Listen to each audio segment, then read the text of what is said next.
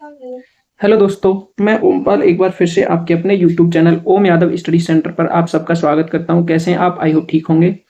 आज जो मैं क्लास लेके आया हूं आपके लिए बहुत ही इंपॉर्टेंट क्लास है, जो कि आपके नेक्स्ट एग्जाम जो होने वाले हैं। वैसे तो ये मैथ्स की क्लास है तो सभी एग्जाम के लिए इंपॉर्टेंट है, लेकिन स्पेशल ये क्लास अगर आप स्पेशल तरीके से देखोगे तो जो जेबीटी पीआरटी का यानी चंडीगढ़ पीआरटी का जो आपका एग्जाम होने वाला है उसके लिए बहुत ही इंपॉर्टेंट क्वेश्चन लेके आया हूँ।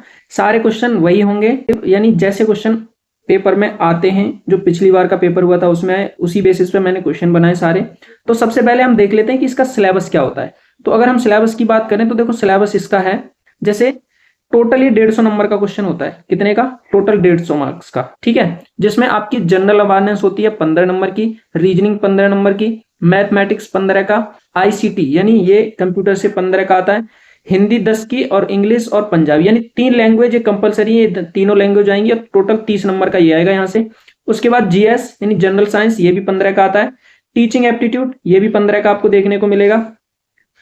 और देखो इसमें मैथ आता है 2 बार, एक तो अर्थमेटिकल एंड न्यूमेरिकल एबिलिटी ये 15 का आता है, और एक यहाँ पे मैथमेटिक्स करके आएगा वो 15 का। यानी टोटल मैथ अगर देखा जाए तो 30 नंबर का आता है, ठीक है। और एक आएगा सोशल साइंस जो कितने का है? 15 का। यानी इस तरह से कितने हो जाते हैं? टोटल 150 मार्क्स का हो जाता है ये पूरा पेपर, ठीक है। तो इसमें आज हम जो क्लास करने वाले हैं वो मैथ्स की क्लास करने वाले हैं, ठीक है। तो मैथ्स हम पढ़ेंगे अच्छे से। अगर आप इस चैनल पर बने रहेंगे तो मैथ्स आपका कंप्लीट मैं करा के भेजूंगा। मैं प्रैक्टिस सेट आपको जब तक एग्जाम होगा जब तक लेके आता रहूंगा, ठीक है। तो आपको क्या करना है? चैनल को सब्सक्राइब करना है और बेल आइकन प्रेस करना है, जिससे कि आगे जो वीडियो आई उनको आपके पास वो जल्दी से जल्दी पहुंच सके। तो आइए स्टार्ट करते हैं देरी ना करते हुए आज का हमारा जो सेशन है। तो आपको क्लास के अंत तक बने रहना है। देखो क्वेश्चन आपको मैं इजी से और मॉडरेट और हार्ड तीनों लेवल कराऊंगा आपको, ठीक है। तो आज जो क्वेश्चन है मैं इजी क्वेश्चन लेके आऊंगा एक तरह से, लेकिन सारे मिक्स क्वेश्चन होंगे, ठीक है। तो आज का हमारा पहला क्वेश्चन अगर हम देखें तो पहला क्वेश्चन क्या है? यदि ए बी का 80% है तो बी ए का कितना परसेंट है? यानी if A is 80% of B, what percent of A is B. अगर इस तरह का क्वेश्चन आपके सामने कभी भी आता है तो देखो आसान तो बहुत है, ये सब आपने 8, 6, 8, 9, 10th में पढ़ रखा है। तो अगर क्वेश्चन में बोला है कि यदि ए जो है ए ये बी का कितना है, यानी बी का कितना है? 80% है, ठीक है। अब यहां से अगर हम ए और ये बी को इधर ले आऊं, देखो ये बराबर क्यों है? क्योंकि ए बी का 80% है, यानी बी का मान लो कुछ भी है उसका 80% ए है, तो ये बराबर हो जाएंगे। तो ए अपॉन में बी, यानी बी इधर को लेके आऊंगा तो यहां पे क्या बचेगा? ये 80% है ना, तो मैं इसको 80 अपॉन में 100 लिख सकता हूं, परसेंट हट जाएगा। 20 से 20 चौक 80 और 20 पंजे 100। यानी हमें यहां से एक चीज निकल के आ गई कि ए और बी का एक रेशियो आ गया 4/5, या कह सकते हैं हम 4:5। अब देखो हमसे क्वेश्चन में पूछा है तो बी ए का कितना प्रतिशत है? तो बी कितना है? 5 है। किसका? ए का। तो जिसका पूछता है उसको हम हमेशा नीचे रखते हैं और इनटू में क्या कर देंगे? 100। तो ये 25 से कितनी बार कटेगा? 25 बार, और 25 पंजे 125। यानी बी जो है ए का कितना है? 125%। ऑप्शन नंबर ए हो जाएगा एकदम करेक्ट इसका आंसर, ठीक है। आशा करता हूं क्वेश्चन समझ में आया होगा। ऐसे ही हम बहुत ही सिंपल भी हैं और सिंपल बेसिक क्वेश्चन को करेंगे और बहुत ही मतलब हर तरह के क्वेश्चन में लेके आया हूं। आपको क्या करना है? क्लास के अंत तक बने रहना है, ठीक है। नेक्स्ट क्वेश्चन है हमारा आज का। एक समकोण त्रिभुज का आधार 9 सेंटीमीटर है और इसका क्षेत्रफल 81 वर्ग सेंटीमीटर है। इसकी ऊंचाई ज्ञात कीजिए। अब देखो कोई हमारे पास, जैसे मान के चलो एक समकोण त्रिभुज है, मैं एक समकोण त्रिभुज बना लेता हूं। जैसे हमने एक समकोण त्रिभुज बनाया, ये मेरे पास एक समकोण त्रिभुज है, ठीक है। अब इस समकोण त्रिभुज पे जो बोला गया है क्वेश्चन के अकॉर्डिंग वो क्या है? इसके त्रिभुज का आधार, तो समकोण में हमेशा ये 90 का एंगल बनता है। आधार कितना है? 9। और समकोण त्रिभुज की अगर हम एरिया की बात करें, समकोण त्रिभुज का क्षेत्रफल, तो क्षेत्रफल क्या होता है? इसका क्षेत्रफल का फॉर्मूला होता है 1/2 और बेस इनटू में हाइट। क्या होता है? बेस इनटू में हाइट। तो देखो समकोण त्रिभुज का क्षेत्रफल हमें दे रखा है कितना? 81 सेंटीमीटर। तो 81 इसकी जगह रख देंगे बराबर, यहां 1/2 हो जाएगा। बेस कितना है? 9 दे रखा है तो 9 रखेंगे, और यहां इनटू क्या है? हाइट। तो हाइट मैंने h लिख दिया, ठीक है। यहां से मैं 9 से इसको काट सकता हूं, 9 बार कट जाएगा, और ये कितना आ जाएगा? इसको ये 2 इधर गुणा में है, सॉरी भाग में, इधर जाएगा तो गुणा में, तो कितना हो जाएगा? 18। और इधर क्या बचा? h। तो हमें क्या पूछ रहा था, एच ही तो निकालना था। तो इस क्वेश्चन का करेक्ट आंसर क्या हो जाएगा, 18 सेंटीमीटर क्या हो जाएगा, इस समकोण त्रिभुज की ऊंचाई हो जाएगी। ठीक है, अगले क्वेश्चन की तरफ चलते हैं। नेक्स्ट क्वेश्चन हमारा, एक रेलगाड़ी 55 किलोमीटर प्रति घंटे की औसत गति से चलती है। यदि तय की गई दूरी 275 किलोमीटर है तो इसे तय करने में रेलगाड़ी को कितना समय लगेगा। अब देखो, सबसे पहले अगर हम स्पीड की बात करें तो स्पीड कैसे निकालते हैं, एक फॉर्मूला होता है, स्पीड बराबर चाल बट्टे यानी डिस्टेंस अपॉन में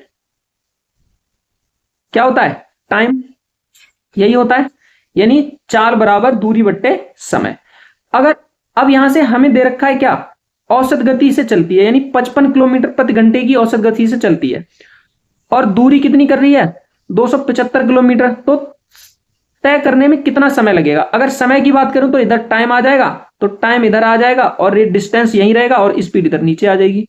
तो यहां से हमें निकालना क्या है, 275 क्या है, डिस्टेंस है, और स्पीड कितनी है, 55। हमसे पूछा क्या है, टाइम। तो देखो यही बन गया कि नहीं, इसको भाग दो यहां से, तो ये कितनी बार जाएगा, 5 बार जाएगा। कितनी बार जाएगा, 5 बार।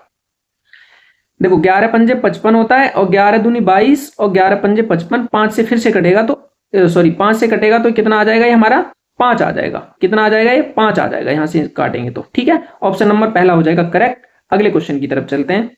अगला क्वेश्चन हमारा, ये तो सेम ही क्वेश्चन आ गया।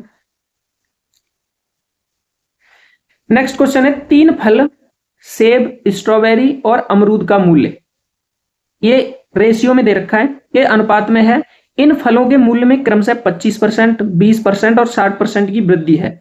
इन फलों का नया मूल्य अनुपात क्या है, नया अनुपात, नया मूल्य अनुपात क्या है। तो देखो अभी इसका जो दे रखा है मूल्य, वो 8:12:3 दे रखा है। ठीक है, ये क्या है, इसका प्राइस दे रखा है। क्या दे रखा है, ये प्राइस। ठीक है, देखो मैंने क्वेश्चन हिंदी इंग्लिश दोनों में किए, जिसमें आपको सुटेबल लगे दोनों पढ़ सकते हो आप। ठीक है, अब मैं बार बार दोनों लैंग्वेज पढ़ूंगा तो वीडियो की क्या है, लेंथ बड़ी हो जाएगी। ठीक है, तो एक ही लैंग्वेज पढ़ रहा हूं मैं, जो भी है हिंदी में पढ़ रहा हूं तो हिंदी की करके हम करेंगे आगे क्वेश्चन को। ठीक है, अब देखो इसमें क्या है, क्रमशः।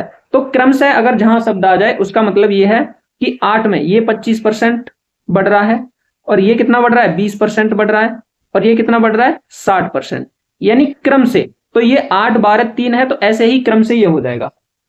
ठीक है, अब जब आगे हम इसको करते हैं तो देखो कोई भी चीज अपने आप में पहले तो 100% होती है। अब मान लो पहले इनका मूल्य जो है 100% था, अब ये 25% बढ़ रहा है, तो ये 125 हो जाएगा कि नहीं, बताओ। 25% बढ़ेगा तो, और ये कितना हो जाएगा, 120 हो जाएगा स्ट्रॉबेरी का। ये क्या है, एप्पल है ये, और ये स्ट्रॉबेरी है, और ये क्या है, गुआवा, यानी अमरूद को गुआवा बोलते हैं ना, ये गुआवा है। ठीक है, और ये कितना हो जाएगा, 160%।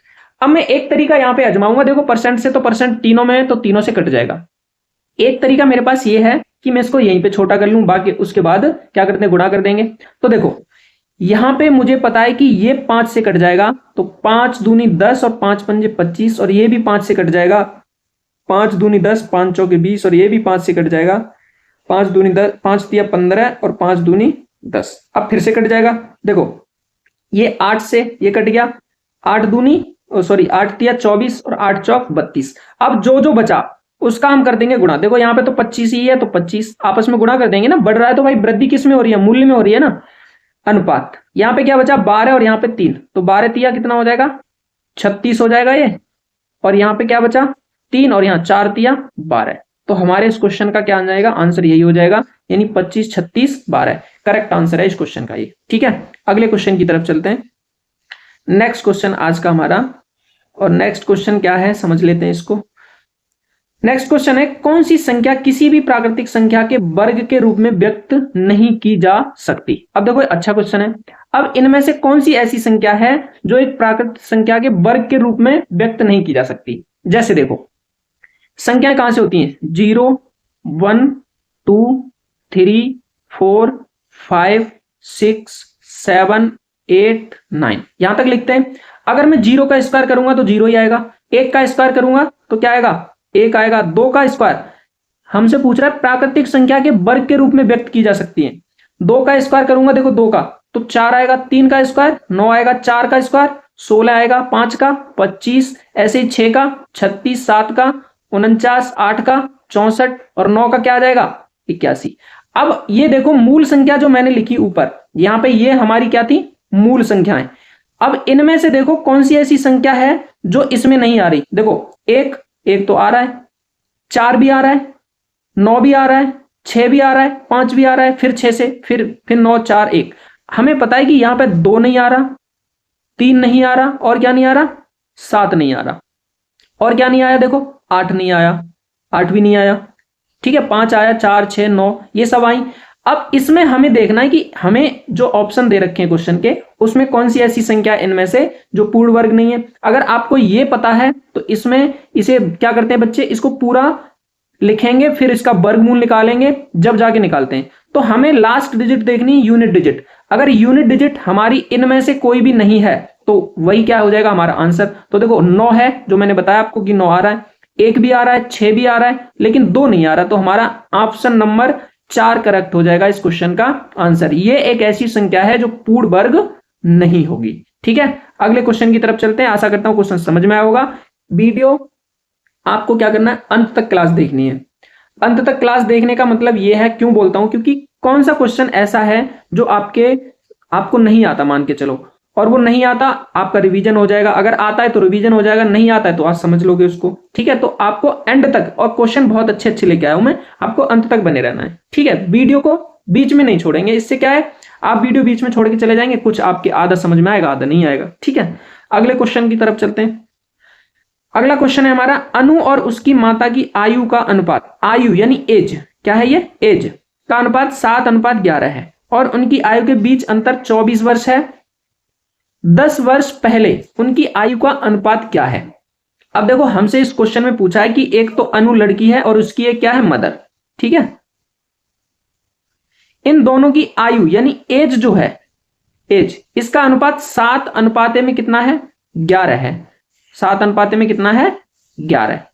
क्वेश्चन बहुत आसान है। अब उसका बीच का अंतर, तो अगर ये यूनिट में है, ये यूनिट में है, तो इसका अंतर बीच का कितना है 4 यूनिट है कि नहीं। इस 4 यूनिट की वैल्यू कितनी दे रखी है 24। 4 से अगर 24 को काटेंगे तो 6 बार कटेगा, यानी 1 यूनिट की वैल्यू कितनी आ गई 6। तो यहां से अगर इसका मैं एज निकालूं तो ये कितना आ जाएगा बताओ। इसमें मैं गुणा करूंगा कितने का 6, तो 7 42 ही हो जाएगा, और इसमें भी मैं 6 का गुणा करूंगा तो कितना हो जाएगा 66। अब हमारे पास जो नया रेशियो बनेगा वो कितना बन जाएगा, यानी ये 42 है और ये कितने की है 66 की। लेकिन क्वेश्चन में कुछ और पूछा है, 10 वर्ष पहले उनकी आयु का अनुपात। तो 10 वर्ष पहले मान के चलो आज उसकी मां की अनु की आयु 42 है, तो 10 वर्ष पहले कम रही होगी वो, यानी 32 की रही होगी, और उसकी मां आज 66 वर्ष की है, तो 10 वर्ष पहले 56 की रही होगी। अब इसको हम काट सकते हैं, किससे काट देंगे, 8 चौके 32 और 8 सत्ते 56, यानी जो नया अनुपात इनका निकल के आएगा 10 वर्ष बाद पहले, वो कितना था 4:7। इस क्वेश्चन का ये है करेक्ट आंसर। अगले क्वेश्चन की तरफ चलते हैं। अगला क्वेश्चन बहुत ही इंपॉर्टेंट है, ये भी देखो, ये किससे है आपका चक्रवृद्धि ब्याज से। 4,000 रुपए पर 2 वर्षों के लिए 20% प्रति वर्ष की दर से चक्रवृद्धि ब्याज की गणना कीजिए जब वह वार्षिक रूप से संयोजित हो। अब देखो ये क्वेश्चन निकालने के कई सारे तरीके हैं, बहुत सारे टीचर्स या आप लोग भी निकालते होंगे कई सारे। एक तो डायरेक्ट फॉर्मूला है इसका, क्या है, अमाउंट बराबर क्या होता है P और 1 + R/100⁴n। एक तो ये फॉर्मूला है इसका, ठीक है, और माइनस यहां से अगर हम P कर देते हैं तो ये चेंज हो जाता है, फिर तो क्या बन जाता है, अगर जैसे ही हम -P करेंगे तो यहाँ पे CI बराबर हो जाएगा। यानी देखो कंफ्यूज नहीं होना है, दोनों लिख के बता देता हूं मैं। अगर हम यहाँ पे CI निकालते हैं, CI तो क्या करेंगे, P 1 + R/100⁴n और माइनस के P मतलब प्रिंसिपल को माइनस कर देंगे इस अमाउंट में से जो निकल के आता है, तो हमारी ब्याज निकल आ जाएगी। ठीक है, एक तो तरीका ये है फॉर्मूला रख के, लेकिन मैं आपको शॉर्ट तरीका बताऊंगा। जैसे आपका दे रखा है 20%, इस 20% को मैं 1/5 लिख सकता हूं। ठीक है, अब देखो क्योंकि ये वार्षिक है और 2 वर्ष का है, तो हमें पता है कि पहले वर्ष जो पहले था 5, और 5 से 1 बढ़ा, 1 ब्याज बढ़ा, तो पहले 5 था, 1 बढ़ा तो 6 हो गया 1 वर्ष का। फिर से 5 था, अगले वर्ष भी मान के चलो 5 था, और फिर से 1 6 हो जाएगा। अब ये 2 वर्ष का हो गया, तो इन दोनों का जब हम गुणा करेंगे तो ये हमारा प्रिंसिपल निकल के आएगा, और ये निकल के आएगा अमाउंट। क्या आएगा, अमाउंट। तो ये 5 पंजे 25 और ये जाएगा 36। हमें इस 25 की वैल्यू क्वेश्चन में दे रखी है कितनी, 4000। ठीक है, तो 25 की वैल्यू 4000 है, तो 1 यूनिट की वैल्यू अगर निकालनी हो तो देखो 25 और 25 छिक्के 150, यानी कितनी आ जाएगी ये 160 आ जाएगी। 1 यूनिट की वैल्यू कितनी आ जाएगी यहां से 160। अगर मैं अब हमें निकालना क्या है, देखो हमें तो निकालना है सिर्फ ब्याज। मूलधन एक तो तरीका यह मूलधन में गुणा कर देंगे तो मूलधन भी निकल आएगा, लेकिन हमें ब्याज निकालनी है तो इन दोनों का जो डिफरेंस आएगा वो कितना आएगा 11। कितना आएगा 11। अगर मैं इसमें 11 का गुणा कर दूं तो हमारे पास क्या निकल के आ जाएगा CI।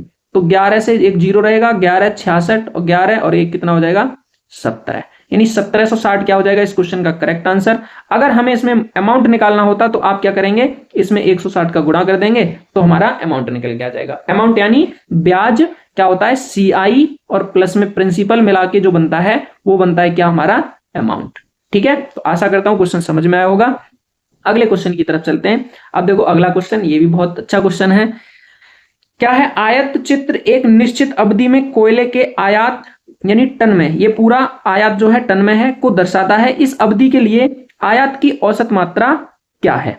तो देखो अच्छा क्वेश्चन है, औसत मात्रा पूछ रहा है, एवरेज, यानी एवरेज अगर हमें निकालना हो किसी भी चीज का तो एवरेज क्या होता है, यानी आइटम्स जितने भी आइटम होते हैं, आइटम्स सम ऑफ आइटम्स, हम यहां लिख सकते हैं कि सम, एक मिनट क्या लिखेंगे हम यहां पे, सम ऑफ आइटम, आइटम यानी जो भी वस्तु है या थिंग्स कुछ भी लिख सकते हो, और टोटल यानी number of item, number of item. अब देखो यहां पे तो क्या दे रखा है, ये जो कोयला है निश्चित अवधि में कोयला निकाला जा रहा है, जैसे 2004 5 6 7 और 8 को निकाला गया है, ठीक है। तो जो जो वर्ष हैं उस अवधि में, यानी जिस अवधि में निकाला गया है, तो कितनी अवधि है 1 2 3 4 5, मान के चलो पहली अवधि 2004 है, उसमें 16,500 कोयला निकाला गया। तो अगर हम इस सब को जोड़ दें, इन सबको जोड़ दें तो ये आइटम एक तरह से हो जाएंगे हमारे, और टोटल कितने 1 2 3 4 5, तो 5 से भाग दे देंगे। तो जब इसको हम जोड़ते हैं तो देखो जोड़ लेते हैं, ये देखो सबके पीछे 2 जीरो है तो 2 जीरो तो आना ही है। उसके बाद यहाँ पे देखो 5 है, 5 और 5 10 हो जाएगा, कैरी आया 1।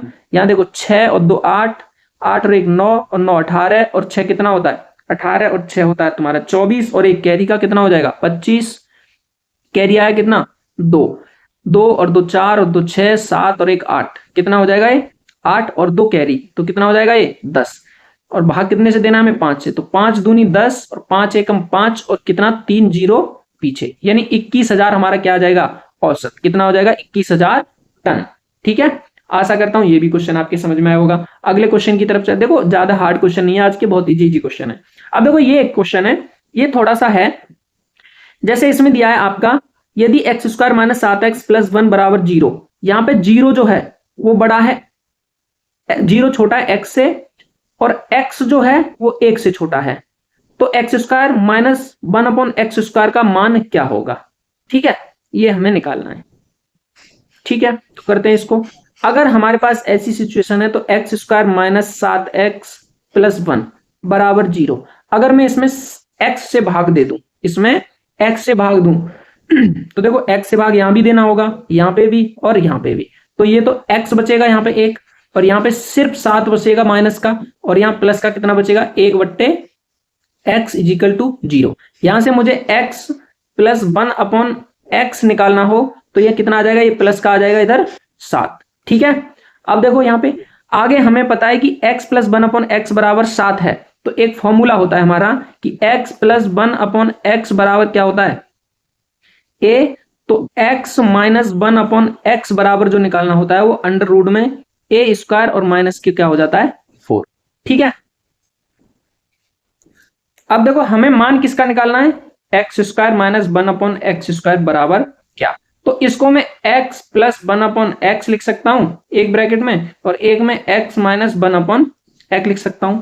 तो हमारे पास x प्लस 1 अपॉन एक्स का मान ये है, तो यहां से मैं x माइनस 1 अपॉन एक्स निकाल दूंगा इस फॉर्मूले से, तो कितना हो जाएगा ये 7 का स्क्वायर 49 और माइनस का कितना 4, और किसमें रहेगा ये रूट में, यानी ये कितना आ जाएगा 45 आ गया, कितना आ जाएगा ये 45।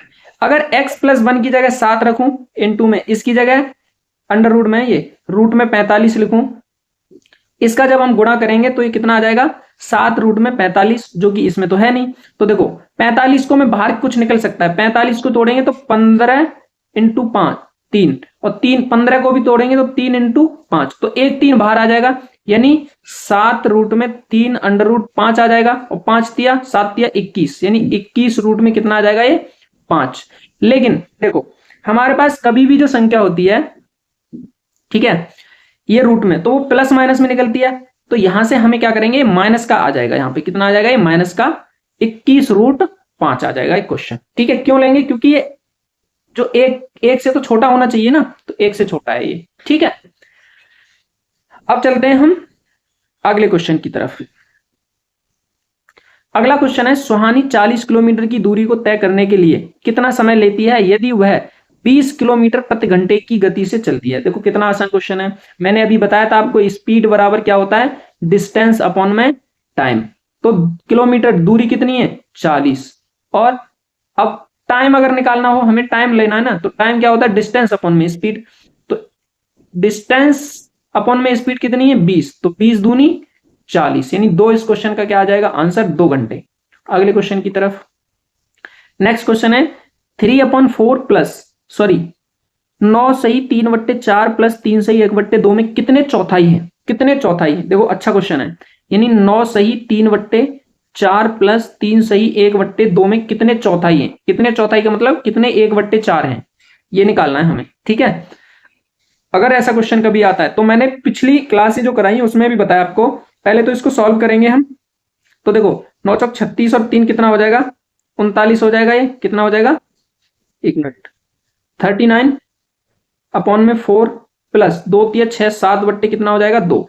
इसका एलसीएम लेंगे तो 2 का गुणा यहां करना पड़ेगा क्योंकि हर समान करने हमें, तो 7 दूनी 14 और 39 कितना हो जाएगा 14 और 39, 3 और 3 4 5 53 हो जाएगा, और अपॉन में कितना हो जाएगा 4। अब इसमें कितने एक चौथाई है, कितने, तो कितने एक चौथाई को हम उल्टा 4/1 कर देंगे, 4 से 4 कैंसिल हो जाएगा और हमारा आंसर निकल के आएगा 53, यानी ऑप्शन नंबर 4 हो जाएगा करेक्ट।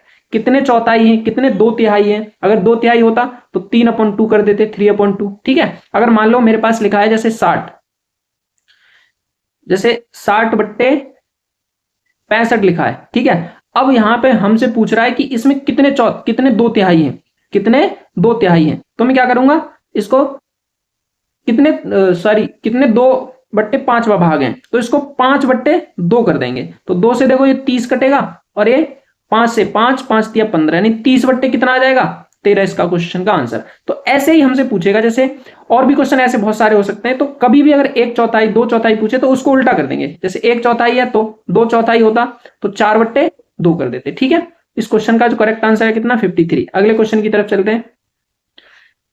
अगला क्वेश्चन ये रह गया क्या, हाँ, एक पर्स में, अब देखो ये भी अच्छा क्वेश्चन है, इसको समझते हैं अच्छे से, ध्यान से समझना। एक पर्स में 1 रुपए 50 पैसे और 25 पैसे के सिक्के केवल 9:14:12 के अनुपात में है। यदि पर्स में कुल राशि 1729 रुपए है तो 25 पैसे के सिक्कों की संख्या कितनी होगी। अब देखो यहाँ पे जो ये संख्या दे रखी है ये किसमें, रुपए में, तो हमें क्या करना है, सारे को रुपए में ही चेंज कर लेंगे हम। जैसे देखो 1 रुपया है, 25 पैसा है, 50 पैसा और 25 पैसा। ठीक है, अब इनका जो रेशियो दे रखा है वो क्या है, 9:14:12। ठीक है, अगर मैं इसको पैसों को रुपए में चेंज करूं तो देखो ये तो एक ही रहेगा, इसको मैं कितना लिख सकता हूं 0.5, और इसको 0.25 लिख सकता हूं, क्योंकि रुपए, पैसे को अगर रुपए में चेंज करना है तो 100 से भाग देना होगा सब में, तो इसमें भी 100 से भाग देना होगा, तो इतना निकल के आएगा। अब हमारे पास ये जो रेशियो है, अगर मैं इन सब में x का गुणा कर दूं तो देखो ये हो जाएगा 9x इंटू में 1। क्यों करेंगे इसको, क्योंकि ये जो है ये सिक्के हैं, सिक्के का रेशियो, ये पैसे हैं, तो मान के चलो 1 रुपए के 9 सिक्के हैं, तो 9 का 1 में गुणा करेंगे तो ये 9x हो जाएगा। दूसरा अनुपात जो है हमारे पास कि 50 पैसे के यानी 0.5 पैसे के कितने सिक्के हैं 14x, मैंने क्या बताया, सब में x का गुणा कर देंगे, और तो ये कितना हो जाएगा 14×5 70, यानी कितना आ जाएगा ये 70, और 14×5 70 यानी 700, पॉइंट यहां लगा देंगे, x आ जाएगा। फिर क्या है, अगला क्या है हमारा 25, 0.25, और इसमें हम किसका गुणा करेंगे 12 का, तो 12 का जब गुणा करेंगे तो 12×5 60 होता है, 12 दूनी 24 और 36 होता है। ठीक है, तो 2 0 यहां पे भी, और ये x हो जाएगा। अब इन सबको अगर मैं जोड़ दूं इनको, तो देखो 9 10 और ये कितना हो जाएगा, ये 19x हो जाएगा, क्योंकि पॉइंट से पहले पहले वालों को जोड़ेंगे और जीरो से तो कोई मतलब है नहीं, बराबर इसकी संख्या हमारे पास दे रखी है, टोटल रुपए कितने हैं, 1729। अब यहां समझो, मैंने सिक्के और रुपए जो थे उनका आपस में गुणा करके मिला दिया, तो अब ये रुपए बन गए ना, रुपए। लेकिन क्वेश्चन के अनुसार 19x हैं, 19x रुपए, लेकिन सॉरी हमने जो गुणा किया उसमें 19x निकल के आया, लेकिन क्वेश्चन में पहले ही दे रखा है 1729, तो हमने इन दोनों को बराबर रख दिया। यहां से अगर मैं इसको काटता हूं तो x बराबर ये देखो 9 बार जाएगा और 1 बार, यानी 51 पे इसकी वैल्यू आ जाएगी। अब ये जो क्या है, ये रुपए निकल के आए। हमसे जो पूछ रहा है ये x का मान हमसे 25 पैसे के कितने सिक्के हैं, सिक्कों की संख्या 25 पैसों की पूछ रहा है, तो यहां पे जो हमारा निकल के आया था तो कितना था, ये x का मान अगर मैं यहां रखता हूं तो 3 इंटू एक्स का मान कितना, 91, 91, ठीक है। 91 जब रखेंगे हम तो गुणा करो,